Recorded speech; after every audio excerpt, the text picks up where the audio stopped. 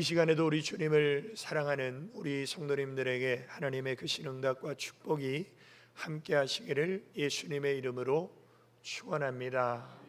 오늘 하나님께서 우리에게 주신 말씀 마태복음 5장 3절에서 10절까지 온유한 사람이라는 말씀의 제목입니다. 우리는 사람이 볼 때 복 있는 사람이 아니라 하나님이 보실 때 복 있는 사람이 되어야 되는데, 오늘 세 번째 시간으로 하나님은 어떤 사람을 복이 있다라고 말씀하시는가? 온유한 사람을 하나님은 복이 있다라고 말씀하십니다. 이 오늘 본문 5절의 말씀은 예수님께서 시편의 말씀을 인용하신 것인데, 시편 37편 11절을 보면 오직 온유한 자는 땅을 차지하며 풍부한 화평으로 즐기리로다. 구약에서도 온유한 자는 땅을 차지한다라는 하나님의 약속이 있습니다. 이 온유라는 말의 사전적 정의는 부드러운 마음으로 살며 노하기를 더디하며 절제할 수 있는 것이라는 뜻이 있습니다. 그래서 이 온유의 정의를 우리가 보면 우리가 사는 세상은 이 온유라는 말을 별로 좋아하지 않습니다. 왜냐하면 부드러운 마음으로 살고 노하기를 더디하며 절제하면 세상에서 나약하다는 소리를 들을 수 있고, 또 무엇인가 손해보고 불이익 받는 사람들이 이런 유형의 사람들이죠. 그래서 부모들이 자기 자식한테도 뭐라고 말합니까? 넌 어디 가서 때리고 오지, 맞고 오지 마. 이게 세상의 원리예요. 세상은 온유하면 뭔가 손해보고 피해보고 불이익 당할 것 같습니다. 그런데 하나님은 온유한 사람이 복이 있다라고 말씀하시고, 우리 예수님이 이 땅에 오셔서 직접 온유한 삶을 사시고 십자가에 죽으시고 부활하심으로 하나님 나라의 심판의 주가 되시는 온유의 모델이 바로 우리 예수님이시죠. 그러면 사전적 정의인 이 온유는 예수님이 말씀하시는 온유의 개념의 한 부분일 뿐이지, 우리 예수님이 말씀하시는 온유한 사람의 개념은 훨씬 더 깊고 깊은 하나님의 뜻이 담겨 있습니다. 그러면 하나님이 말씀하시는 복 있는 온유한 사람은 과연 어떤 사람입니까? 첫 번째로 온유한 사람은 분노의 감정을 다스리고 조절할 줄 아는 사람입니다. 죽은 사람이 아니라면 사람은 누구나 감정이 있고 성격이 있어요. 그래서 성격 없는 사람이 어디 있겠습니까? 다 성격이 있는데 성격을 자주 폭발하는 사람이 있고 모아뒀다가 한 번에 폭발하는 사람이 있고, 성향이 다를 뿐이지 인간이 살아있다면 성격 없는 인간이 어디 있어요? 그래서 무엇인가 억울하거나 감정이 상할 때 분을 내거나 화를 내는 것은 어떻게 보면 인간으로서 당연한 것입니다. 그런데 중요한 것이 있어요. 하나님께서는 분노의 감정이 죄와 연결되지 않게 하고 분노의 감정을 틈타고 마귀가 들어오지 못하게 하라, 이렇게 경고하고 계십니다. 에베소서 4장 26절에 보면 분을 내어도 죄를 짓지 말며 해가 지도록 분을 품지 말고 마귀로 틈을 타지 못하게 하라. 이 말씀 속에서 우리가 엿볼 수 있는 것이 무엇입니까? 분노는 인간의 자연스러운 감정이지만 이 분노를 통해서 죄가 따라올 수 있고, 이 분노의 감정을 빨리 해소하지 않으면 마귀에게 빈틈을 보일 수 있다. 이렇게 하나님은 분노의 감정에 대해서 우리에게 경고하시는 거예요. 이 분노의 감정으로 인해서 마귀에게 빈틈을 보여서 죄진 사람의 대표적인 사람이 바로 가인입니다. 가인은 하나님이 자기 제사를 받아주지 않은 것에 대해서 굉장히 불쾌하게 생각했어요. 반면에 아벨을 보니까 그 아벨을 시기하게 됐습니다. 저놈이 있기 때문에 하나님이 내 제사를 안 받아주신 거 아니야? 이렇게 오해하게 되고 결국 동생을 죽이게 되죠. 살인자가 됩니다. 그런데 살인하는 행동은 가인에 있지만 동생을 죽이도록 가인의 생각 속에서 역사한 것은 바로 마귀였어요. 결국 분노의 감정을 원수 마귀가 틈타고 들어와서 동생을 죽이게 하는 죄를 짓게 한 장본인은 가인이 아니라 마귀였다는 것이죠. 그래서 성경은 자신의 감정을 조절하고 분노를 다스릴 줄 아는 사람을 성경은 용감한 사람이고 온유한 사람이라고 가르쳐 줍니다. 잠언 15장 18절에 보면 분을 쉽게 내는 자는 다툼을 일으켜도, 우리가 흔히 다혈질에 속하는 분들이 이 분노의 감정이 굉장히 자주 발동합니다. 근데 분노의 감정이 자주 발동하는 사람은 어디를 가나 싸워요. 그러나 노하기를 더디하는 사람은 시비를 그치게 하느니라. 다시 말하면 이쪽에서 시비를 거는데 이 사람이 그것에 같이 맞받아치면 싸우는 거예요. 그런데 이쪽에서 시비를 거는데 이쪽에서 참고 가만히 있어요. 그러면 싸울 일이 없다는 거예요. 부부싸움도 마찬가지입니다. 둘이 같이 성을 내니까 싸우는 거지, 한쪽에서 참아보십시오. 싸울 일이 없어요. 그래서 잠언 16장 32절에도 성을 더디내는 자는 용사보다 낫고, 우리는 용사를 용맹하다고 말하지만 하나님께서는 자신의 감정의 분노의 감정을 더디내는 사람이 진짜 용감한 사람이다. 더 나아가서 자기의 영을 다스리는 자는 성읍을 차지하는 자보다 나으니라. 그러니까 성을 차지하는 용맹한 용사보다 자신의 분노의 감정을 다스리고 조절할 수 있는 사람이 정말 용감한 사람, 바로 그 사람이 온유한 사람이라는 것이죠. 우리가 성경을 보면 욥이라는 사람과 요나라는 사람은 굉장히 대조적인 인물입니다. 둘 다 요자가 들어있죠. 그런데 둘이 굉장히 차이가 나는 사람이에요. 우리가 사실 욥이라는 사람은 평신도예요. 근데 요나는 선지자입니다. 그럼 우리가 상식적으로 생각할 때 평신도인 욥보다 선지자인 요나가 믿음도 좋고 인격도 좋으리라고 생각됩니다. 그러나 뚜껑을 열어보니까 정반대. 뭘 말합니까? 신앙생활을 수십 년 오래 하고 직분이 중직이라고 믿음이 좋고 성격이 좋은 게 아니라는 거예요.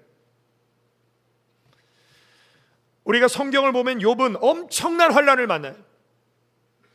자기 인생이 거꾸로 트림을 당하는 것 같은 환난을 만납니다. 그런 환난을 만나면 적어도 일반적인 사람들은요, 화가 나고 분노가 치밀어 오르고 하나님을 원망하는 것이 당연해요. 그런데 욥은 그런 엄청난 환난 속에서 오히려 하나님을 인정하고 찬양합니다.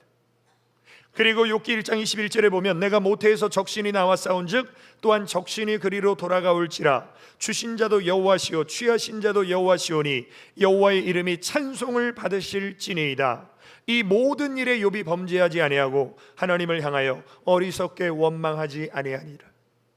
이게 욥의 신앙이었어요. 반면에 선지자 요나는 어떻습니까? 하나님이 니느웨로 가라고 명하셨는데 자기 마음대로 다시스로 가요. 그런 불순종하는 요나를 하나님이 가만두시지 않고 풍랑을 일으키십니다. 큰 물고기를 예비하시고 요나를 삼켜버리십니다. 죽음의 고통 속에서의 요나는 깨닫고 하나님 앞에 회개합니다. 요나의 회개를 하나님은 받으시고 요나를 살려주셔서 니느웨로 가게 하십니다. 그러면 이쯤 되면 죽을 고비도 넘기고 하나님 앞에 회개했으면 하나님 말씀에 이제 죽도록 충성하고 순종해야 되는데 요나는 니느웨 성으로 가서도 하나님 말씀에 온전히 순종하지 않아요. 그리고 하나님의 뜻과는 반대로 저 니느웨 백성들, 저 죽이는 놈들 다 멸망받아야 되는데 하나님이 혹시 뜻을 돌이키시면 어떡할까 걱정이 되는 거예요. 그러면서 하나님이 예비해 주신 박농쿨 그늘 아래서 니느웨 성이 멸망하기만을 기다리고 있습니다. 그런데 그 다음날 박농쿨이 벌레 먹어 죽어버린 거예요. 뜨거운 태양볕을 가려주던 박농쿨이 죽어버리니까 그 태양볕이 막 내리쬐는데 정신이 혼곤하면서 하나님 앞에 하나님 저 죽여달라고 하나님을 향한 분노의 마음이 생겼어요. 하나님은 그 요나의 마음을 다 아시고 물어보십니다. 하나님이 요나에게 이르시되 내가 이 박농쿨로 인하여 성냄이 어찌 합당하냐. 그런데 요나가 뭐라고 대답합니까? 내가 성내어 죽기까지 할지라도 합당하니이다. 세상 표현으로 내가 하나님 향해서 열받아 죽을지라도 내가 지금 화내는 건 합당합니다, 이렇게 고집불통인 사람이 요나예요. 그때 하나님이 물어보시죠. 네가 이 박농쿨을 위해서 씨를 뿌렸니, 물을 줬니, 거름을 줬니? 네가 한 게 뭐 있어? 아무것도 한 것 없는 이 박농쿨을 네가 아끼는데, 이 성에는 좌우를 분별하지 못하는 어린아이가 12만 명이나 되는데 내가 아끼는 것이 합당치 아니하냐. 그때 요나가 입이 쏙 들어가죠. 이렇게 무식하면 용감하다는 거예요. 자신의 성냄이 합당치 않으면서도 하나님을 향해서 합당하다고 고집부리는 이 요나를 보면서 아직도 멀었구나, 이 모습이 내 모습이 아닌가, 우리는 생각해 봐야 되고, 반면에 욥은 하나님을 인정하고 찬양했죠. 그런데 욥의 아내가 옆에서 보니까 꼴불견인 거예요. 그래서 남편에게 감정적으로 막말을 하는데 뭐라고 말하냐면, 나 같으면 차라리 하나님 욕하고 죽어버려, 이렇게 말합니다. 누가 나한테 이렇게 감정적으로 막말하면 보통 사람은 어떻게 합니까? 맞받아 치죠. 그런데 욥은 자신의 마음을 컨트롤하고 성내기를 더디하면서 믿음의 인격을 가지고 자기 아내에게 이렇게 권면합니다. 그가 이르되 그대의 말이 어리석은 여자 중 하나의 말 같도다. 우리가 하나님께 복을 받았은즉 재앙도 받지 아니하겠느뇨. 이게 무슨 말입니까? 인생이 꼭 좋은 일만 있는 것 아니고, 꼭 형통할 때만 있는 것도 아니고, 꼭 건강할 때만 있는 것도 아니다. 좋은 일이 있다면 슬픈 일이 있을 수도 있고, 형통할 때가 있으면 곤고할 때도 있고, 건강할 때가 있으면 병들 때도 있지 않겠느냐. 이 모든 일에 우리는 하나님을 인정해야 되는 것이다. 그러면서 이 모든 일에 욥이 입술로 범죄치 아니하니라. 바로 이런 사람이 온유한 사람이에요. 우리는 왜 하나님께서 분을 내어도 죄짓지 말고 마귀로 틈타지 말게 하고 성내기를 더디하라고 말씀하셨는가? 우리는 욥을 통해서 발견하게 됩니다. 왜? 분노의 감정은 반드시 마귀에게 빈틈을 보이고 죄에 이용당하게 되고 결국 하나님 앞에 어리석은 원망과 불평의 삶을 살 수 있기 때문입니다.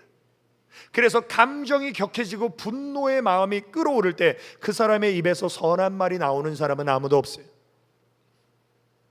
감정이 격해지고 분노의 상태에서는요, 입을 다물어야 돼요. 좋은 말이 안 나오니까.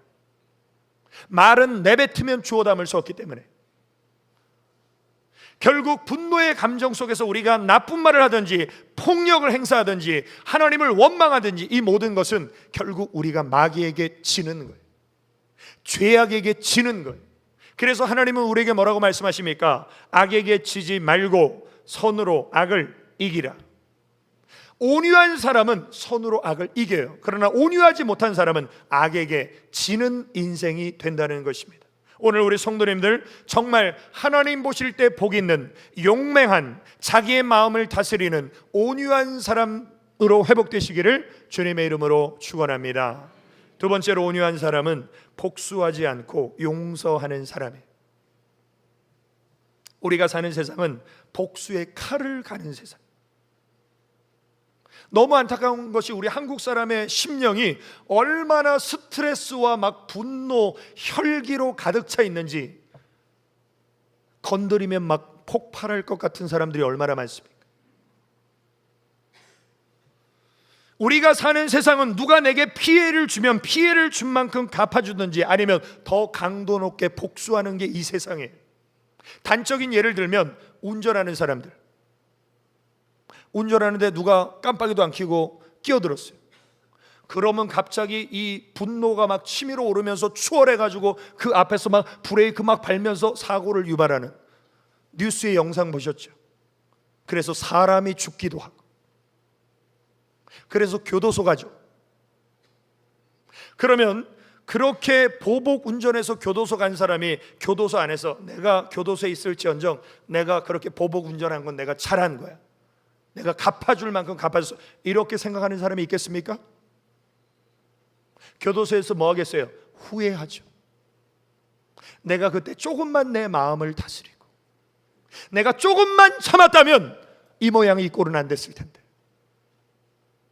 이게 바로 복수하고 보복하는 인생의 비참한 결말이에요. 그래서 하나님은 온유한 사람은 복수하지 않고 용서하는 사람이다. 그런 사람이 성경에 많이 등장합니다. 대표적인 사람이 바로 꿈의 사람 요셉입니다. 요셉은 17살 때 이복 형들의 시기심으로 인해서 애굽의 노예로 팔려갔어요. 인신매매 당했어요. 그리고 보디발의 집에서 종살이 합니다. 아버지 사랑을 독차지하던 그 아들이 손에 굳은 살 베기면서 노동하지 않으면 매맞는 종살이 하는 거예요. 그 속에서 하나님이 은혜를 베푸시고 함께 하셔서 가정의 총무가 됐어요. 이제 고생 끝났나 했더니 보디발의 아내가 유혹하는데 그 유혹을 뿌리쳤더니 감옥에 갔죠. 수년 동안을 옥살이합니다. 이렇게 억울할 때가 어디 있어요? 그리고 이렇게 억울하다는 느낌이 들 때마다 생각나는 게 누구겠습니까? 이 나쁜 형들. 내가 가만히 안 둘 거야. 언젠가는 복수할 거야. 이게 인간적인 마음이죠. 그런데 하나님의 은혜로 요셉이 애굽의 총리가 됐어요. 하나님이 주신 꿈이 그대로 이루어졌어요. 정말 형들이 양식을 구하러 자기 발 앞에 와서 엎드려 절합니다. 그때 요셉이 마음속에 옳거니 내가 13년 동안 오늘을 기다렸지. 원수는 외나무 아래에서 만나지. 이것들을 내가 어떻게 복수할까? 이랬다면 요셉은 애굽의 총리가 안 됐을 겁니다. 요셉은 자기 앞에 엎드려 있는 형들을 향해서 뭐라고 말합니까? 요셉이 형들에게 이르되 내게로 가까이 오소서. 그들이 가까이 가니 가로되 나는 당신들의 아우 요셉이니 당신들이 애굽의 판자라. 자, 여기까지만 말했을 때 형들의 지금 마음이 어떻게 했습니까? 완전히 얼어붙고 가슴이 벌렁벌렁하고 이제 죽었구나 하는 생각이 들겠죠. 그런데 그 다음 말이 무엇입니까? 당신들이 나를 이곳에 팔았으므로 근심하지 마소서, 한탄하지 마소서. 하나님이 생명을 구원하시려고 나를 당신들 앞서 보내셨나이다. 당신들이 나를 팔았기 때문에 내가 이곳에 온 것이 아니라 하나님의 큰 구원의 계획을 가지고 나를 이곳에 보낸 것이 하나님이십니다. 더 놀라운 사실은 요셉이 또 이어서 뭐라고 말하냐면 하나님이 큰 구원으로 당신들의 생명을 보존하고 더 나아가서 당신들의 후손을 세상에 두시려고 나를 당신들 앞서 보내셨나니 그런즉 나를 이리로 보낸 자는 당신들이 아니요 하나님이시라. 요셉이 형들을 용서할 수 있었던 것은 자신의 인생을 향한 하나님의 섭리를 깨닫고 보니까 이 형들을 복수해야 되는 것이 아니라 용서해야 되는 것을 알았다는 것이죠. 이것이 바로 온유의 마음입니다. 하나님의 마음에 합한 사람인 다윗도 마찬가지입니다. 다윗은 어렸을 때부터 믿음으로 살았던 모태 신앙의 아주 가장 본이 되는 사람이에요. 그런데 이 다윗이 골리앗을 쓰러뜨렸습니다. 하나님의 이름을 의지해서. 그때 여인들이 사울은 천천히요 다윗은 만만이라고 막 노래를 부르는 소리에 사울 왕이 화가 났어요. 내가 왕인데 나는 천천히고 저 다윗은 만만이라고? 저건 내 자리를 위협하는 반역자가 될 놈이다. 죽여버려야 되겠다. 그래서 온 군대를 다 풀어버립니다. 다윗의 목에 현산금이 걸려요. 그래서 다윗은 죄도 진 것이 없는데 도망자의 삶을 살아야 돼요. 황무지와 광야를 전전하면서 도망자의 삶을 사는데 어느 날 놀랍게도 사울왕이 자기 앞에 무방비 상태로 있는 거예요. 자기 부하들이 말합니다. 지금 말씀만 하시면 가서 저 사울왕의 목을 끊겠습니다. 그러면 다윗은 더 이상 도망 다니지 않아도 되고 이스라엘의 왕이 될 수 있는 환경과 상황이 놓여져 있어요. 그런데 다윗은 그 사울 왕을 죽이지 않고 옷자락만 자릅니다. 그리고 그 굴에서 사울 왕이 나왔을 때 사울 왕에게 이렇게 소리를 칩니다. 나의 아버지여 보소서, 내 손에 있는 왕의 옷자락을 보소서. 내가 왕을 죽이지 아니하고 겉옷자락만 베었은즉 나의 손에 악이나 죄가가 없는 줄을 아실지니이다. 왕은 내 생명을 찾아 해하려 하시나 나는 왕에게 범죄한 일이 없나이다. 아마 눈물을 흘리면서 이런 고백을 했겠죠. 그리고 사울 왕은 그래 내 아들아, 내가 잘못했다, 내가 미쳤나 보다. 그리고 돌아갔어요. 그럼 돌아갔으면 이제 다윗을 다시 추격하지 않아야 되는데 사울 왕에게 원수 마귀가 다시 역사하니까 다시 다윗을 쥐잡듯이 잡아 또 쫓습니다. 그런데 놀라운 사실은 10황무지에서 다시 사울 왕이 똑같이 무방비 상태에서 다윗 앞에 있게 되는 상황이 또 재현됐어요. 자, 한 번은 우연일 수 있습니다. 근데 두 번이나 그런 기회를 하나님이 주셨다는 것은, 이것은 다윗의 마음속에 이제는 정당방위가 적용되는, 나는 저 사람 앞에 악을 행한 것이 없는데 저 사람이 자꾸 나를 죽이려고 하니까 내가 저 사람을 죽이는 것은 정당한 거야, 이런 마음이 얼마든지 들 수 있는 상황이에요. 그런데 다윗은 또 한 번 사울 왕을 살려줍니다. 복수하지 않아요. 보복하지 않습니다. 그리고 사울 왕에게 이렇게 말합니다. 또 가로되 내 주는 어찌하여 주의 종을 쫓으시나이까? 내가 무엇을 하였으며 내 손에 무슨 악이 있나이까? 그리고 사울 왕은 또다시 눈물을 흘리면서 미안하다, 내가 미쳤나 보구나. 돌아간 다음에 이제 다시 다윗을 쫓지 않죠. 이것이 바로 복수하지 않고 용서하는 온유한 마음, 이 마음은 하나님의 마음입니다. 그래서 우리 예수님이 자기 자신의 성품을 가리켜서 뭐라고 표현하셨습니까? 나는 마음이 온유하고 겸손하니. 신앙생활이 뭐예요? 예수님 닮아가는 거죠. 예수님의 성품을 본받는 거죠. 그래서 우리 예수님이 온유하시기 때문에 우리는 온유한 사람이 반드시 돼야 된다. 그래야 주님의 마음을 품는 것이다. 우리 예수님은 3년 만에 공생애 동안 정말 원수 같은 바리새인, 서기관, 사두개인, 제사장들에게 끊임없이 비난을 받고 비판을 받고 괴롭힘을 당했어요. 그러나 우리 예수님은 그들을 벌하지 않으셨어요. 그들을 향해서 분노하지 않으셨습니다. 우리 예수님은 유일하게 딱 한 번 분노하셨는데 언제 분노하셨냐면 성전을 더럽히는 자들을 향해서 내 집은 만민이 기도하는 집이거늘 너희가 어찌 강도의 소굴을 만들었냐. 이때 우리 예수님이 한 번 화내셨어요. 그리고 우리 예수님은 일평생 온유한 삶을 사셨습니다. 심지어는 십자가 위에서 사람들이 예수님을 채찍질하고 돌을 던지고 침을 뱉고 옷을 다 벗겨버리고 십자가에 매달았어요. 온 인류를 구원하시기 위한 하나님의 마음은 알지 못한 채 그 십자가에 달린 예수님을 밑에 있는 사람들이 막 조롱합니다. 야, 성전을 사흘 만에 헐고 짓는 자여, 네가 남은 구원했을 때 네 자신은 못 구원하냐? 네가 메시아면 내려와 봐라. 그럼 우리가 믿게, 막 조롱하는. 여러분들, 우리가 그냥 성경으로만 보니까 그렇지, 내가 만약 그 상황이라면 여기서 참으실 분이 있어요? 내가 능력이 없기 때문에 참는 건 얼마든지 참죠. 근데 내가 능력이 있고 힘이 있는데 그 상황에서 참을 수 있는 인간이 어디 있겠습니까? 눈에 힘만 줘도요, 막 벼락이 하늘에서 떨어져서 다 싹 쓸어버리고 싶은 이런 마음이 모든 인간에게 다 있어요. 감히 내가 지금 누구 때문에 십자가에 달려있는데 이것들이 지금 나를 조롱해? 이런 생각이 저와 여러분들 안에 다 있다는 거예요. 그런데 우리 예수님은 분노를 폭발하지 않으시고 오히려 그 사람들을 위해 기도하신다는 거예요. 뭐라고 기도하십니까? 이에 예수께서 가라사대 아버지여 저희를 사하여 주옵소서. 왜? 자기 하는 것을 알지 못함이니이다.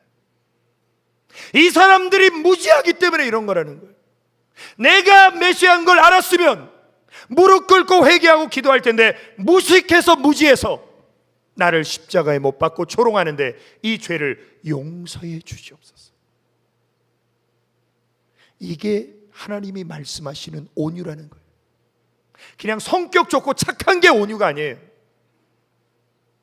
나를 욕하고 나에게 불이익을 주고 나에게 피해를 주는 사람까지도 저가 무지해서 그러니 저의 죄를 용서해 달라는, 이게 하나님이 말씀하시는 온유라는 것입니다.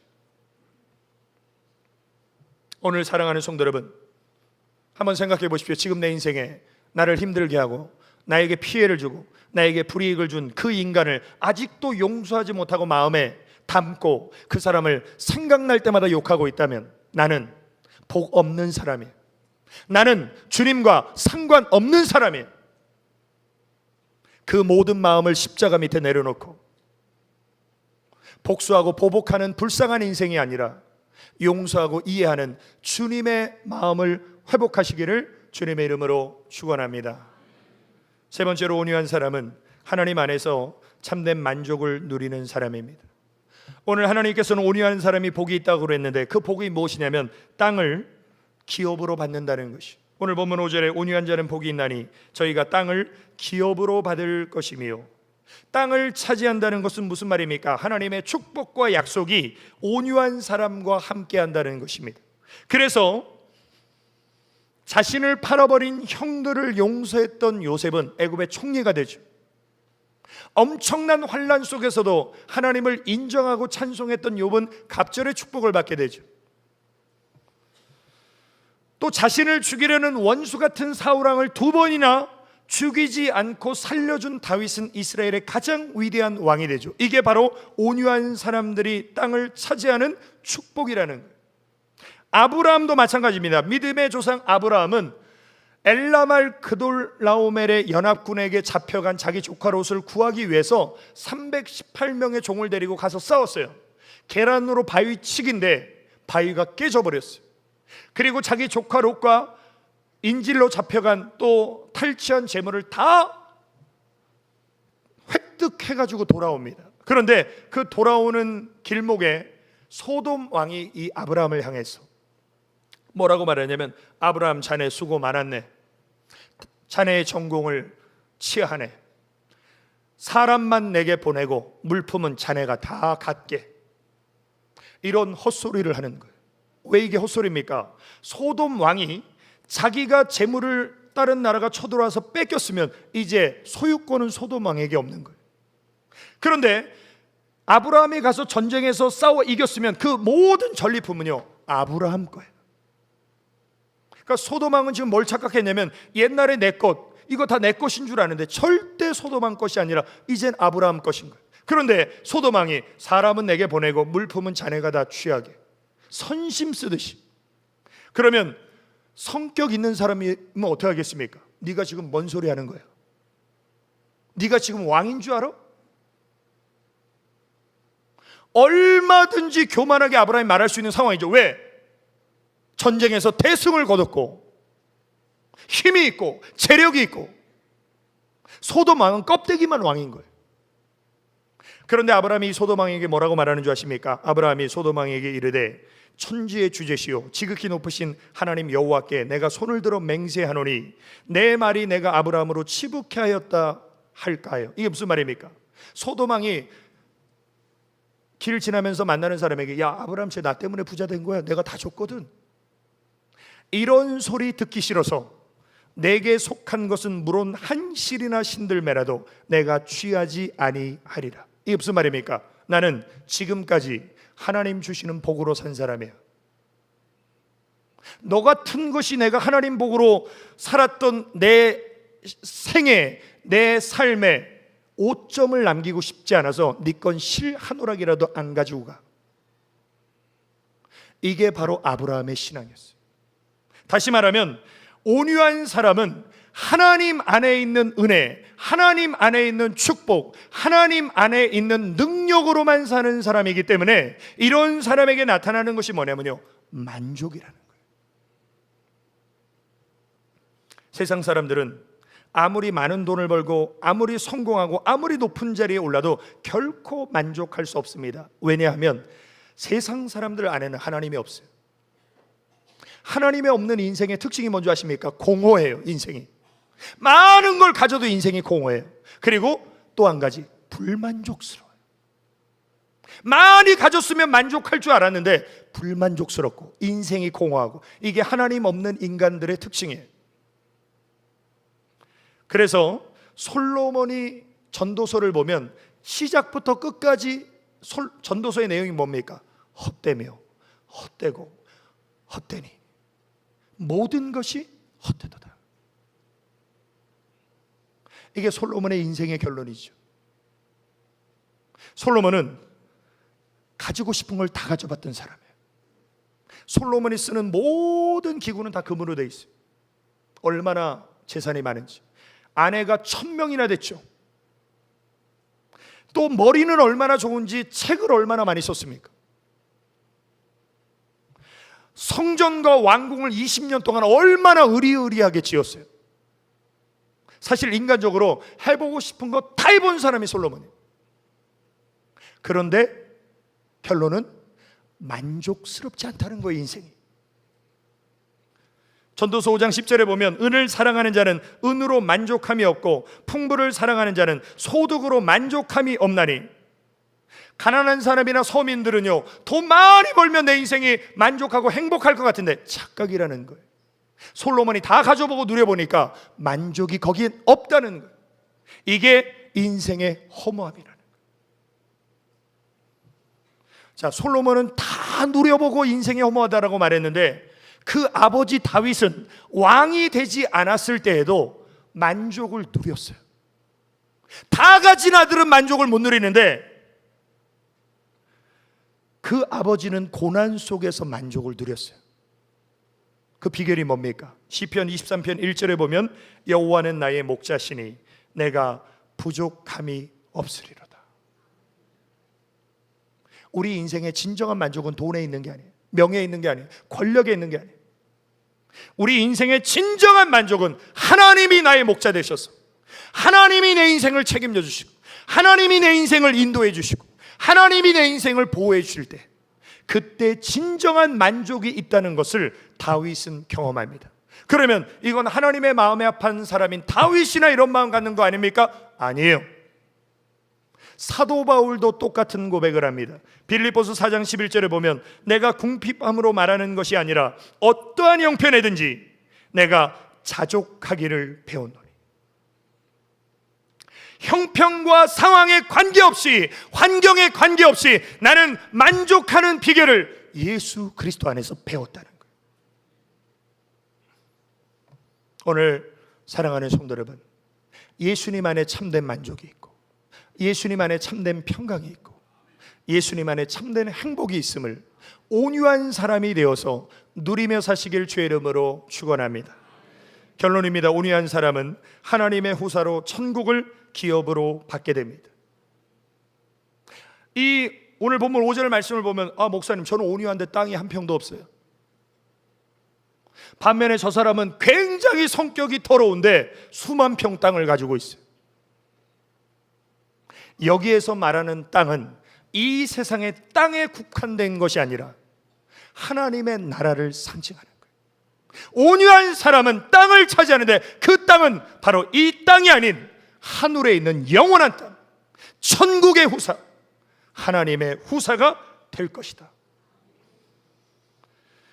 천국의 기업은 주님의 마음을 품은 온유한 사람에게 주어집니다. 왜냐하면 온유한 사람은 예수 그리스도에게 속해 있기 때문에, 예수 그리스도에게 속해 있는 사람은 하늘과 땅의 축복을 다 하나님으로부터 물려받게 되는 거예요.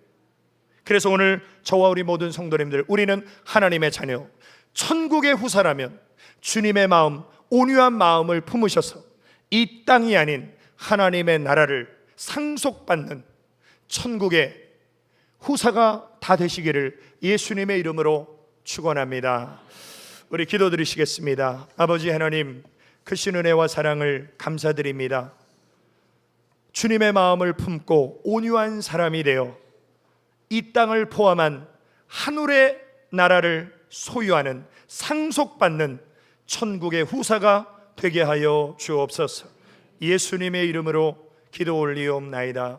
아멘.